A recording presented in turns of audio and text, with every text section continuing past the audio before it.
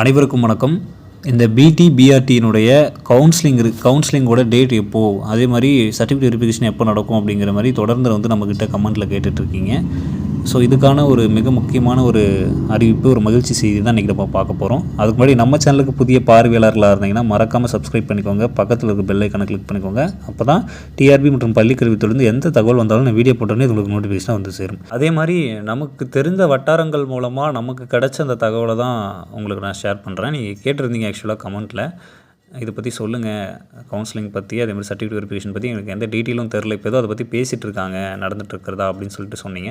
So அதுக்காக தான் நமக்கு தெரிஞ்ச வட்டாரங்கள்லேருந்து கிடைச்ச இன்ஃபர்மேஷனை உங்களுக்கு ஷேர் பண்ணலாம் அப்படின்ட்டு. சென்னை கார்ப்பரேஷன்லேருந்து ஒரு அறிவிப்பு விட்டுருக்காங்க.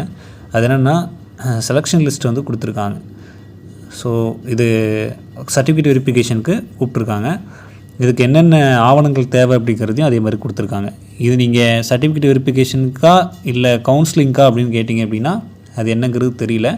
ஏன்னா இது அஃபிஷியலாக டிஆர்பி வெப்சைட்டில் வந்து விட கிடையாது. செலக்ட் ஆன பீப்புளுக்கு ஃபோன் நம்பர் மூலமாக கான்டாக்ட் பண்ணியிருக்காங்க, அதே மாதிரி மெயில் மூலமாக கான்டாக்ட் பண்ணியிருக்காங்க. இவங்கெல்லாம் வச்சு வாட்ஸ்அப் குரூப் ஒன்று க்ரியேட் பண்ணியிருக்காங்க. அந்த வாட்ஸ்அப் குரூப்பில் வந்து பார்த்தோன்னா அது மூலமாக கான்டாக்ட் பண்ணி கூப்பிட்றாங்க. இல்லை சான்றிதழ் சரிபார்ப்புக்கு கொண்டு வர வேண்டிய ஆவணங்களோட பட்டியலும் அதே மாதிரி கொடுத்துருக்காங்க. மற்ற ஜோன்லலாம் சொல்லலை. இப்போ ஃபஸ்ட்டு முதற்கட்டமாக வந்து பார்த்தோன்னா சென்னை கார்ப்பரேஷன் ஜோனில் தான் ஆரம்பிச்சிருக்காங்க.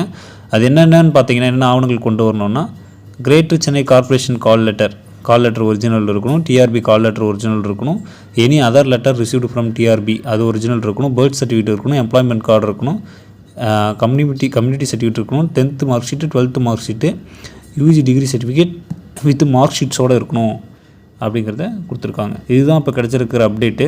இன்னும் தெளிவான அப்டேட் வந்து நமக்கு கிடைச்சோன்னே நான் அப்டேட் பண்ணுறேன். நம்ம சேனலோட இணைஞ்சிருங்க. அப்போ தான் எந்த அப்டேட்னாலும் நான் வீடியோ போட்டோன்னே உங்களுக்கு நோட்டிஃபிகேஷன் வந்து சேரும். நன்றி.